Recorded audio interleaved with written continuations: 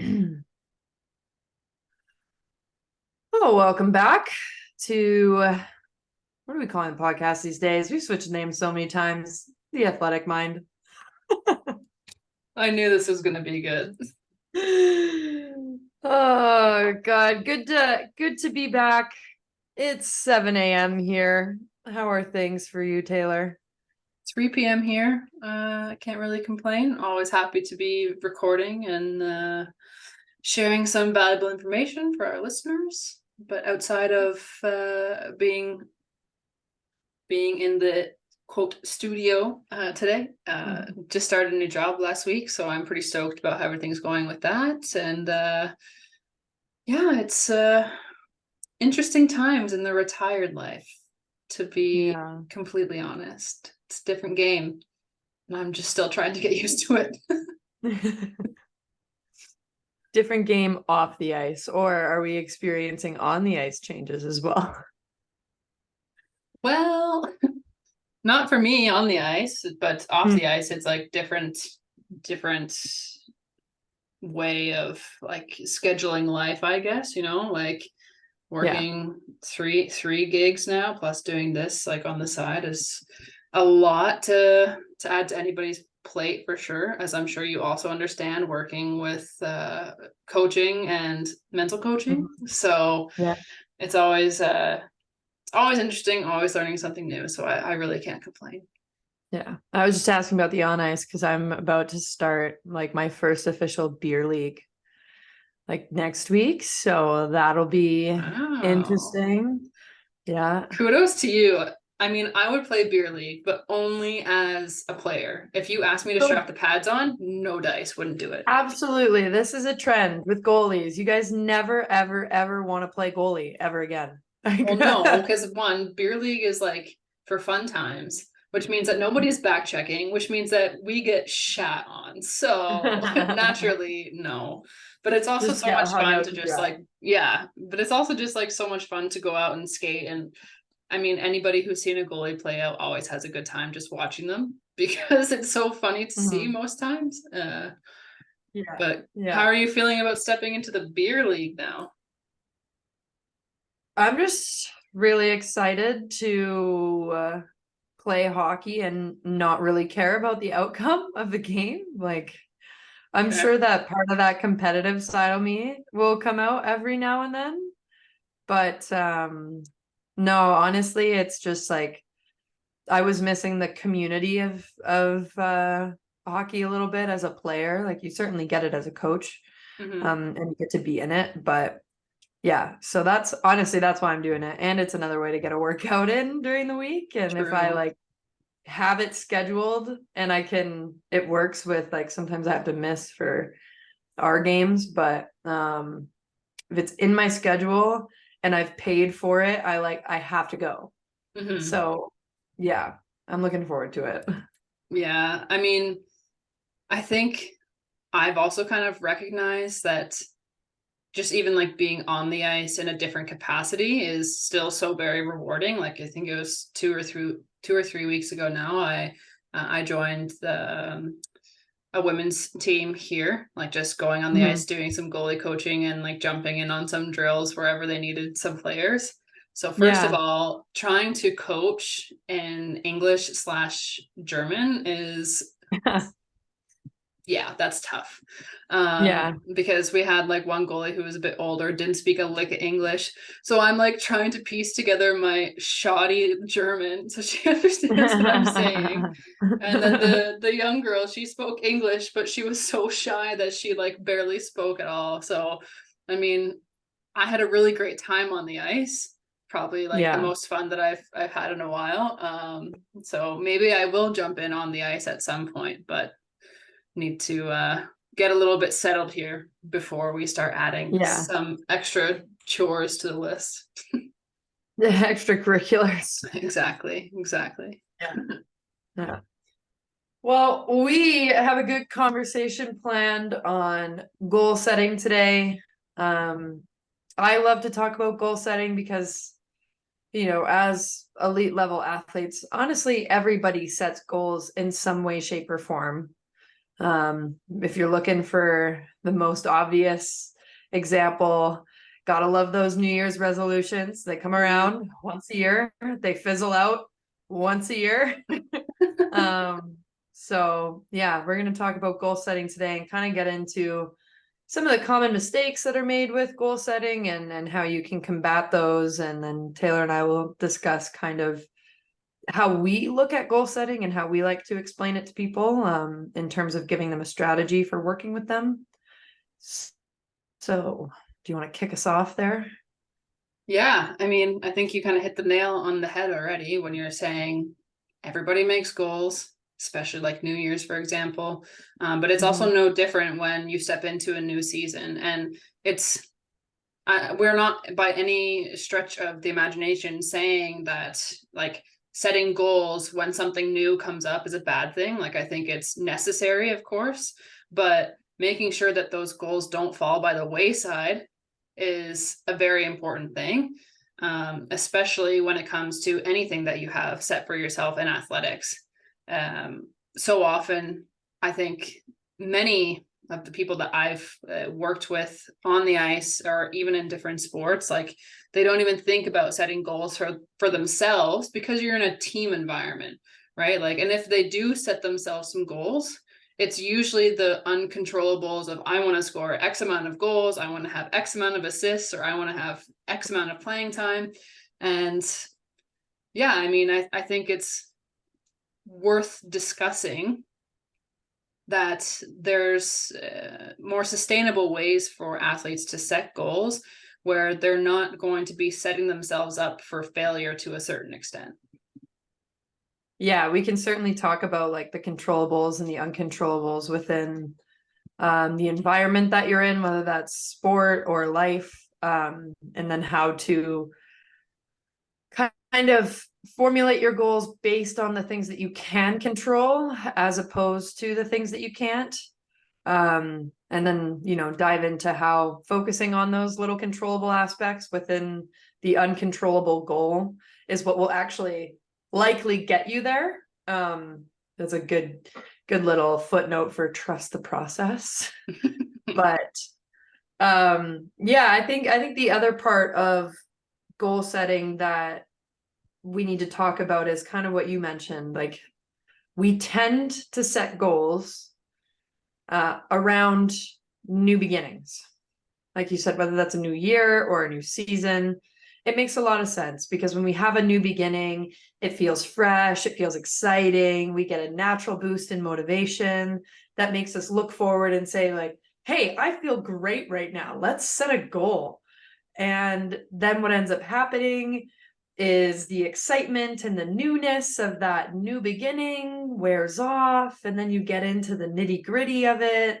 I like to think of this as like March and April or the middle of a season, and all of a sudden you don't have that motivation and we lose track of those goals because you're just concerned with getting through the mud that you're in.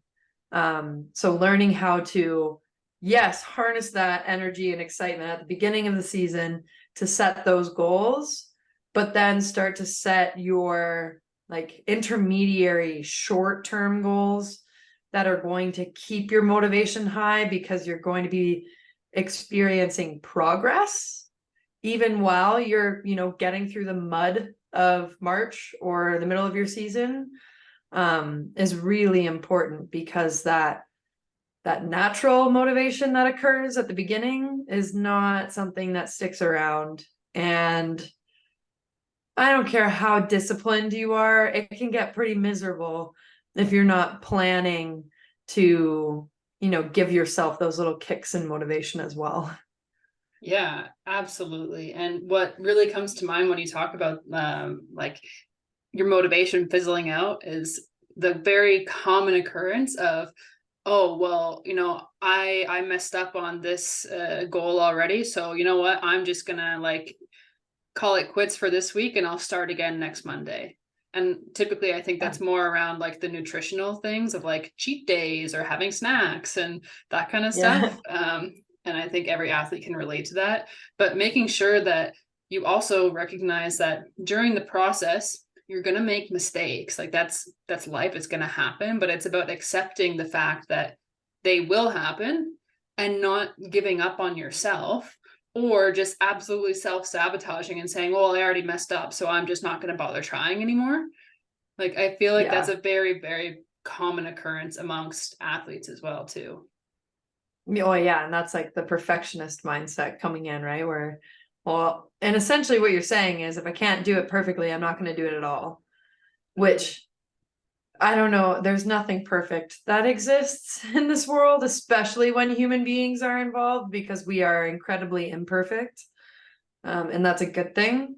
But being able to recognize that, you know, a slip up or a day where you're not following your pathway to that ideal level doesn't mean that it's a complete and total failure. It's just an adjustment that needs to be made, or a signal of like, hey, maybe we need to scale this back a little bit because it's hard to maintain long term. And I think about like people that start going to the gym in January, and for the first 2 weeks they go every day of the week, and then, you know, third week, fourth week comes around and that starts to, you know, decrease a little bit. Maybe we go 3 days a week, and then all of a sudden we're going twice a week, and then we get really busy and now we're going once a week, and before you know it, like within a month or so, we're not going at all. And it's that same kind of mindset of like, well, you know what, I didn't do it right the first time, so why would I try again? And the reality of goal setting is that it's going to take you a lot of trial and error to figure out what process works for you, how often you need to check in with yourself, how often you need to refine your goals.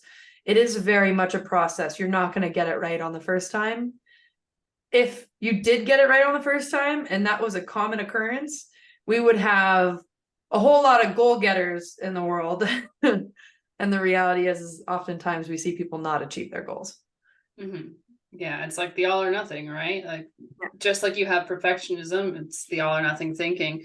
And what was coming up in my mind when you're talking there is there's this like diagram that I saw on Instagram, and it was kind of showing like a graph about growth. So it had a you know, horizontal axis here, and then you had a bar that went up really high and it was winning, and the measure is growth, right?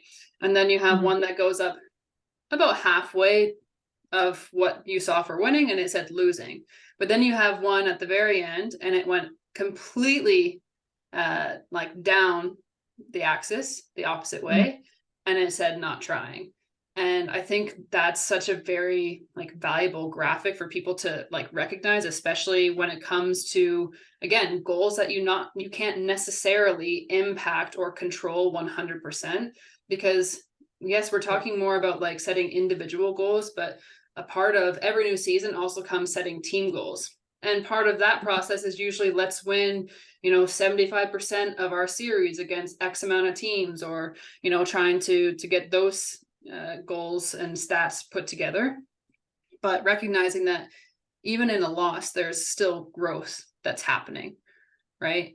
And I think a lot of people tend to discount their losses because they don't, nobody wants to think about how they lost a game or anything like that. Like, of course not, nobody wants to relive that. But the fact of the matter is that you're going to see more opportunity for growth from those games than you will from a game where you've, you know, blown another team out of the water, like 8-0, for example. So as good as it feels to win, it's also important to recognize that there's value in losing as well. Oh, absolutely. It's like the old saying that you learn way more from losing than you do winning. And it's so cheesy, I know. And it's the last thing that we all want to look at. But if we're truly serious about reaching our goals, you can't just take information from half of the equation. Like there's two parts to the equation. It's when you do well and when you don't. And you have to learn from the moments where you don't do well, because if you choose to ignore them, and it is a choice, Like, of course, we have that natural aversion to look at those things that we don't excel in. So if we choose to not look at them, then we're leaving so many chips on the table in that equation that it's never going to change. So yeah, you might really get aware of what you do well, and you might learn how to do that continually. But if you're never improving on the things that you don't do well, or the things that you don't naturally excel in, well, your growth is going to be stunted because you're only getting half of the information that you need. You're only improving in half of the equation. And eventually that's going to run out as well. Mm-hmm. Yeah, absolutely. And it makes me think about some of the athletes who I've worked with, and they're like, oh, well, I don't want to play for this team because they're a really bad team, and they're like the last team on the league every single year. Like, I don't want to play for such a bad team. But honestly, I've played for some of those teams, seen some of the biggest periods of growth in my career also, because you're forced to step out of your comfort zone. You are forced like to figure out how is it that we are going to put a freaking W on that board. And I don't know, it like tests you differently than if you're like playing for a really great team, and okay, yeah, maybe you're winning games, but you could also not be getting a lot of ice time. You could also, have other issues within that team dynamic as well. And I'm getting a little off topic, but I think it's also important for those people who maybe are playing for those teams who are at the bottom of the roster in their league. You need to also try and find where it is that you can grow. Like you said, it's a choice. So you can choose to accept that your team's not that great and still give your 110% every single time that you show up to the rink, show up to practice, and see how you can improve. Or you can just throw in the towel and go through the motions, and that's it. Mm-hmm. Yeah, no, absolutely. And I don't think you're going off on a tangent at all. Because I think you can draw parallels to that. Where like, if you're on a team, number one, it can mask your own goal setting because the team might be achieving, right? And then we get to internalize that as like, well, this is personal growth and I'm doing really well and I don't need to worry about anything because like we're winning. But what's your personal growth look like? And if you're an individual athlete, like it's always about that personal growth. So teams kind of mask that. And if you're on a really good team, it's easy to maybe not look at your own personal growth, especially if like, you're in the lineup, you're playing pretty well, like you're contributing in some way, shape, or form. It can be easy to kind of coast. But on the other hand, if you're on a team that's really, really struggling, that growth, you no longer have the outcomes to say like, oh, I don't need to look at my own personal growth anymore, because the likelihood of your outcomes not being ideal when you're at the bottom of the standings is a little bit more likely. So you start to look at like, okay, well, where is my growth taking place? What can I do to help contribute to a better outcome for the team? What can I do every day that's going to help push us and be a little bit better and that kind of thing? So not a tangent. I'm glad that you brought that up and like talked about the other side of the spectrum, because it also just made me think of my final year in university. We won the team's first ever AUS championship.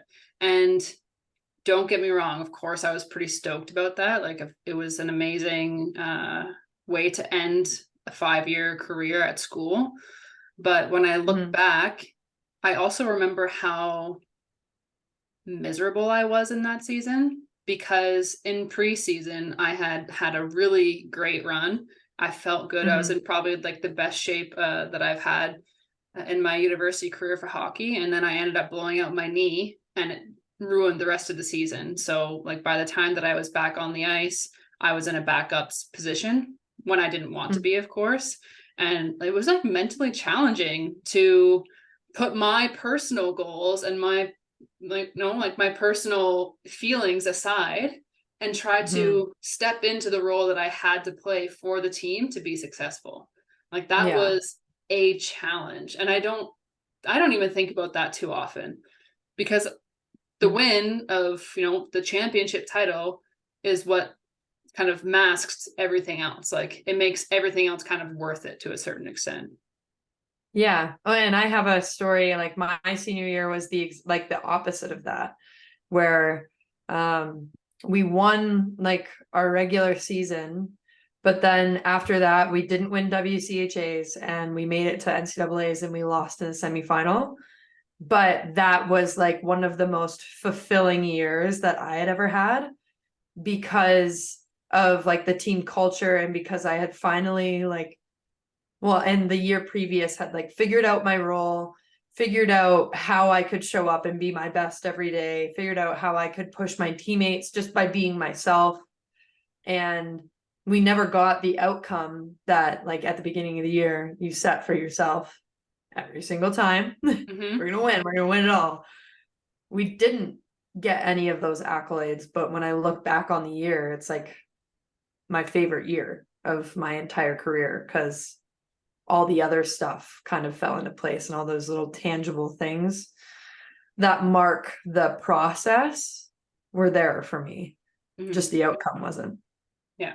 Yeah, I can get on board with that. Sign me up. Like Yeah. I wish that was my how my last year felt. But yeah. Well, injury throws its own curveballs. Like injury is never fun. It's not. Yeah. Preaching to the choir, sister. Preaching to the choir. We could talk. We could have a whole. You know what? We should have a whole episode on that injury. Our experiences with it, coming back from it, because well, you can talk about that for hours. Sure could have lots to contribute there. Yeah. Yeah. But to jump back in, like talking more about, okay, like it's new season, of course, like that's why we're hosting this episode, is because we want our listeners to be able to set themselves up for success as they step into this new season and make it one of their best, hopefully. But where do you typically ask your athletes to start when it comes to looking at their own personal goal setting? At the beginning of every year, I like to start with athletes taking a moment to reflect on what their overall goal is. Like, what is the goal for your career? And it's like we're starting at the highest macro level here. Like, where do you want your career to go? What do you want it to look like by the time you're done playing? What do you want to feel like? What do you want to have, accomplished, whatever that may be? And then start to bring it back. Say, okay, so what do you want to accomplish this season that you see as being a stepping stone to getting there? And then once they have the season goal figured out, and at this point, I'm fine with like some external stuff, some of those uncontrollables coming into play. Then we start to break it down into the very specific controllable aspects that they can measure on a weekly and monthly basis. So, for example, if you want by the end of your career to be known as an impactful player on the teams that you are a part of, that could mean goals, time on ice, leadership roles, whatever that looks like for people. And then you set a goal for this season of, I don't know. Yeah, there's the winning the championship thing, but then I have athletes who certainly set goals in terms of like how often they're playing, if they're in an impact role, are they on special teams, that kind of stuff. Then it gets down into, okay, so what are the pieces of that you can actually control? What's the skill development that needs to occur? What are the things that you're going to do to measure that skill development? How are you going to check in with those goals? And it takes this like big overarching conversation and outcome and takes it into very controllable action steps that give your brain direction. Like, hey, this is what we're going to do now. This is what we're focused on for this week. Here's how we're going to check in on it. And it makes holding yourself accountable that much easier because you're simply looking at, did I do this or did I not? Mm-hmm. Yeah. And I think I'm also the same way. Like I take it from a more overarching, broad type of goal, whether that is like, what is it we want to accomplish for this season? Or if you really want to get like big about it. I know some younger athletes have a hard time, like, where is it that I want to go with my whole career? Which is completely understandable, but definitely like I don't looking know. at I'm 10. usually it's like Olympic level professional, I think, is like the standard Yeah. response. I know that was my response. Mhm. Yeah, but anyway, yeah, like you said, like it's going from macro and slowly reducing to the micro pieces of that.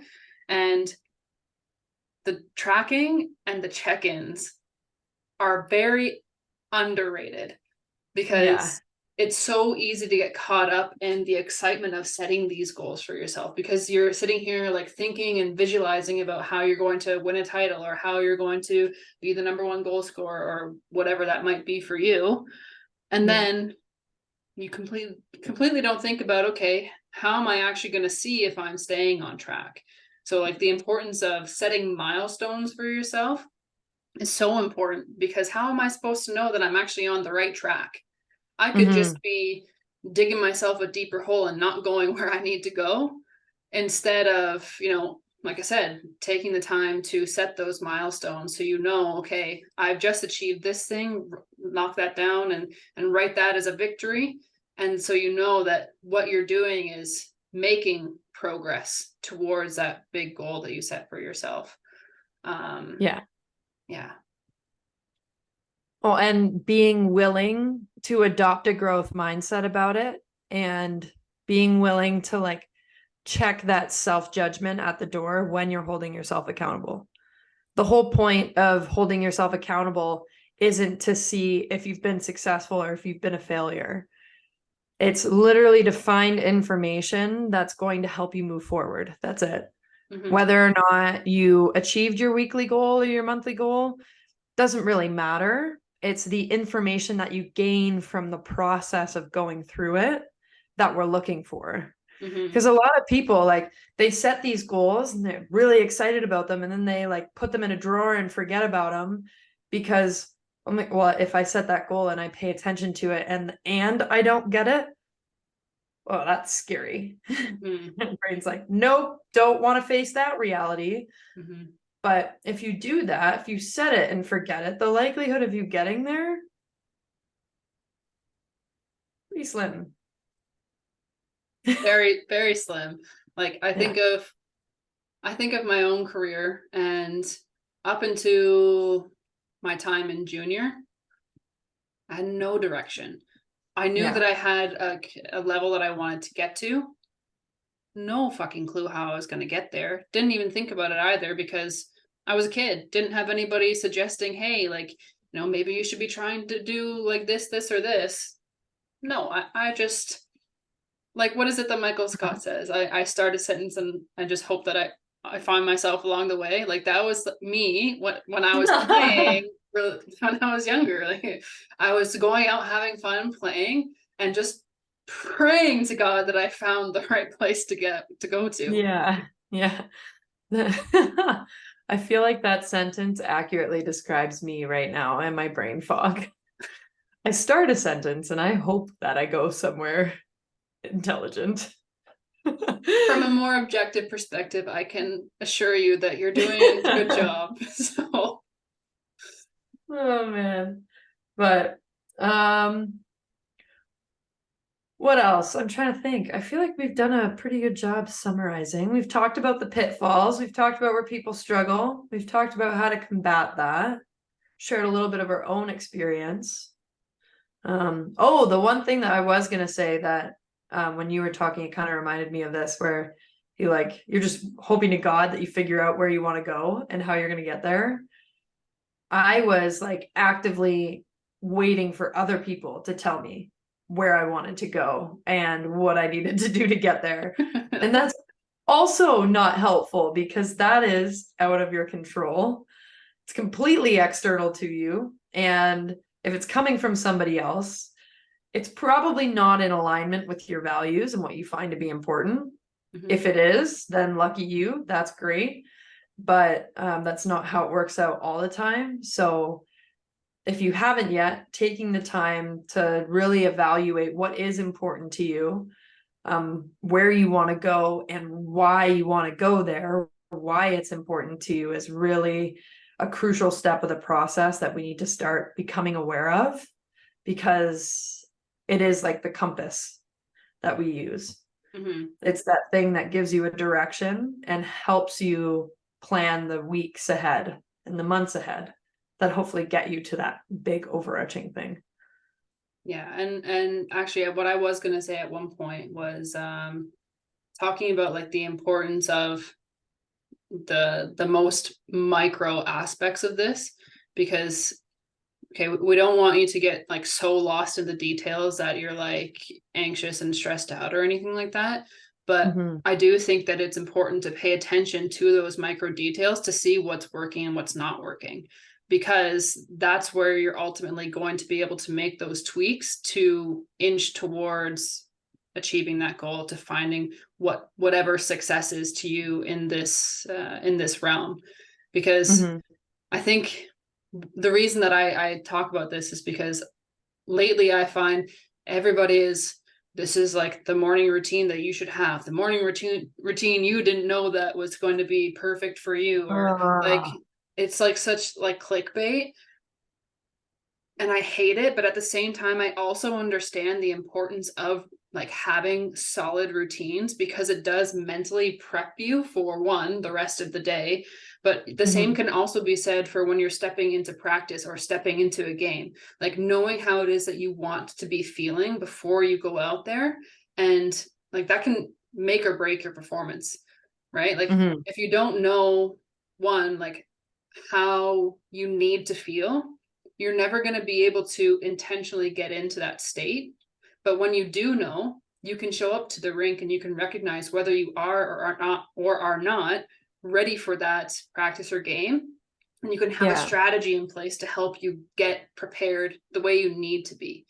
Right. And so that's what I mean about like the micro details are so important. Yeah, and you have to figure out what works for you. Like the issue that I have with those like videos, like, oh, you need to do this, and if you do this, you're gonna have so much more productivity, you're gonna feel so much more energetic throughout the day. It's like people are prescribing something that works for them. And that's great. It works for them, and I'm super happy for them. But that doesn't mean that it's gonna work for you. It doesn't mean that it's gonna work for me. It took me, oh my God, like over a year to figure out what a good morning routine looks like for myself before I start working, like before I sit down and start working with clients or do something like this. And let me tell you, none of my routine includes like some Instagram approved piece of meditation or whatever. It's like me going through my own thing. Like I make my bed every morning. I do the same like self-care routine in terms of like I get up, I wash my face with cold water kind of thing. Part of my routine is feeding my dog and taking my dog for a walk and just using that as almost like a walking meditation. And then taking time to like sit with breakfast and drink a coffee. But before understanding what I needed, like what I specifically needed, it was like, well, what do other people do? What works for other people? And then me rushing through my breakfast or rushing through trying to take my dog out. And that just made me feel anxious. So it truly is about like figuring out what works for you, and moving forward with that and trusting that you know yourself best. Yeah. And I think my routine has changed so much from like being an athlete till now. Like completely different type of routine in the morning when I was still playing compared to what it is now that I'm not. And especially with like the lifestyle that we have of constantly moving like every year, it's definitely a struggle. And like there's so many things that are outside of my control that I really need to focus on. Okay, like what is it that I can actually control every single morning that's going to help me get into like a good headspace for the rest of the day. And you know, I wake up at the same time, usually every morning, the same time. And then I again like take my dog out, I feed Charlie, and I read for at least 30 minutes in the morning of whatever I just feel like reading that day. and Mhm. usually pair that with a cup of coffee, and I don't eat until later on in the day, but then I'm like, I feel more refreshed because I'm just like enjoying my morning. Like I actually enjoy the mornings now, and like taking Charlie for like a nice long walk in the fresh air outside is like a great way to wake up in the morning for me. But as an Yeah. athlete, it was completely different. I had no Yeah. self-awareness whatsoever at that time. Yeah. No, it's all about the shit that you have to get done in the day when you're, yeah, Especially in versus, university. oh yeah. Yep. And there's a lot more of the balance between like what you have to get done and what you want to do, right? Because like part of your schedule is made for you with classes and all that other stuff. But Mhm. it's just part of the game. It's part of how it goes. And if you want to do it, you got to find a way to work around it. Yeah, exactly. So maybe in terms of like any sort of tools, I know we've given like a very like broad overview of like goal setting, like what's the best way Mhm. to go about it. But I think a great tool to pair with your goal setting, especially when you're looking at, you know, like your entire career pathway and also for the season, is visualization, and like Mhm. really getting into like how it's going to feel when you actually achieve that goal and making it feel like it's already happened to you. I think that's yeah, it's a great way to help you sustain that motivation and not just, you know, hope that it will stay with you after you've set those goals, because like you said, you Yeah. set it here and it starts to go right down this way. So Yeah. Yeah. I also think it's helpful to write things down too. Like if you have an idea or if you can visualize what that be all end all goal looks like, write it down and then write down the process goals that lead up to it. If you can write them down every week, what is it that you're focusing on? What are 3 things that you can do in practice that should help you develop that skill or hit that mile marker? Start writing it down because it's another way of holding yourself accountable. It's another way to make sure that you check in on your goals. And when we visualize something, vocalize it, and write it down, now you have it in 3 different modes of communication. And that just makes it stick a little bit more in your brain and will help your brain naturally focus on those things. So yeah, start writing things down. and like actually physically writing them down. So all you Gen Zers out there, not typing it in your phone. I wish that I Yeah, could say write that that it. would be helpful. Like maybe if you're trying to remember things would be great. But in terms of Mm, actually setting goals, the science shows that writing them down, you're actually like, I think it was like 80% more likely to achieve them or something like that. yeah. Yeah. And if you're someone who needs reminding to do things, like if you need reminding to check in on them after practice, set a reminder in your phone for after practice. Check in on your goals. Set an alarm. Like it's you have to figure out what you need to do, and there's no shame in setting a reminder on your phone to do it. We all have a lot going on. We get it, but like you got to plan for this kind of stuff. Yeah, and that's a great point to make, like planning for those things, because Mhm. life gets busy. Like technology is such a huge asset to everybody. You have no Yeah. excuse not to be checking in. You can't say, "Oh, I forgot" Yeah. anymore. Like you have a phone, put a reminder in, schedule the reminder. Like Yeah. it's really simple. You can also like hit the repeat button. So every single day at this time it goes off. Like there's Yeah. technology's great. I love it. Yeah. I agree. Woo! Episode 2 of season. Which season? Well, What season? I still have it set to season 2 because I've just been going like calendar years. But if we're going by like seasons, then I think it's season 3. Dang. You know. Look at that. We've outlasted a bunch of TV shows at this point. Good for us. Now I just need to get more consistent Hmm. on keeping everything well informed on social media, but no excuses. I'm just not following through. So hold me accountable and I'll work on getting better at that. Oh gosh. uh, Well, we'll get there one of these days. Slowly but surely, we are starting to figure this out a little bit. I think it's been almost 2 years, so you'd think so Yeah. anyway. I think so. But on this note, I suppose, thank you everybody for tuning into yet another episode, and we are on time this week, which is pretty exciting.